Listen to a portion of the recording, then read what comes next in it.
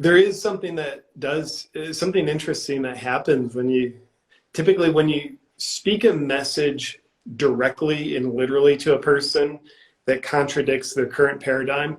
The human ego, it's predictable. It just wants to defend. Like, nope, I'm not going to consider that. It doesn't want anything to change. That's human nature. And of course, those who learn, they're willing to work through that. But the ego gets pretty defensive. But with that same message spoken not directly, but more packaged through the language of playfulness to the ego, it doesn't look like there's anything to defend against because it's playfulness. Like that's the one thing you don't have to defend against. So I think just via that nature, a lot of times the messages, and people share this with me, they'll get into their mind and their heart for consideration. Whereas, if someone's just screaming on the street corner, proselytizing to you, like, hey, I stop listening before I even understand what they're saying. So right. Yeah, man, I'm grateful that I'm able to share what I do, the comedy, and to have so many beautiful people around the world of all shapes and sizes want to listen and value what I do. I'm very honored.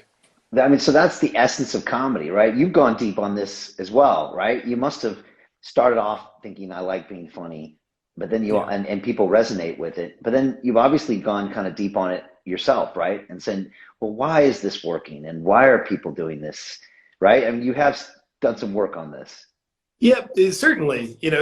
Like you mentioned, the comedy starts off with, let's just make people laugh. And then as I grow and mature as a person, it's like, no, making people laugh is secondary. The primary purpose is to help them in some way, deliver a message for consideration, not to brainwash people. I want people to think my way. I want people to think in a bigger way than they currently are.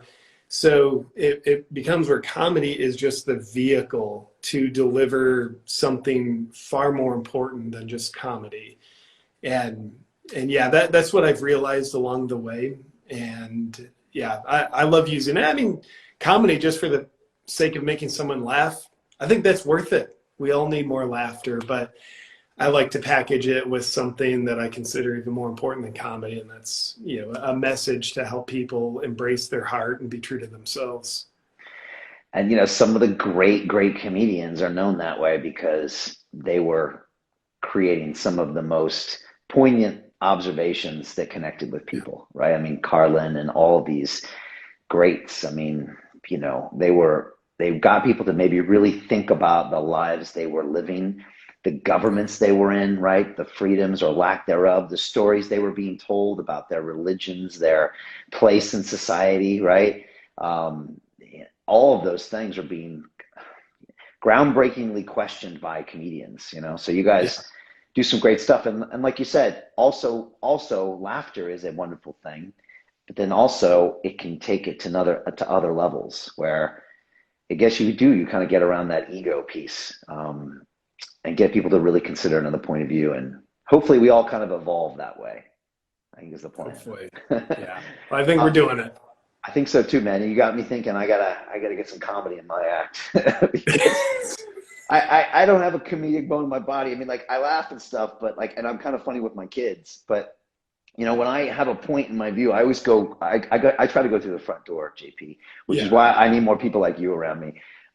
Because I go through the front door, let me tell you exactly, I think this is the way, we got to do it this way. But I mean, having that conversation, that comedic conversation is an important thing. So, yeah, I appreciate you doing that, man. It's important. And it seems like your work is more important now than ever based on what's going on with you and the channel. And it sounds like your stand-up and your shows are getting even more popular. So look, man, congrats on all your success so far, and I'm wishing you more. And I want to come see you in Austin as well. So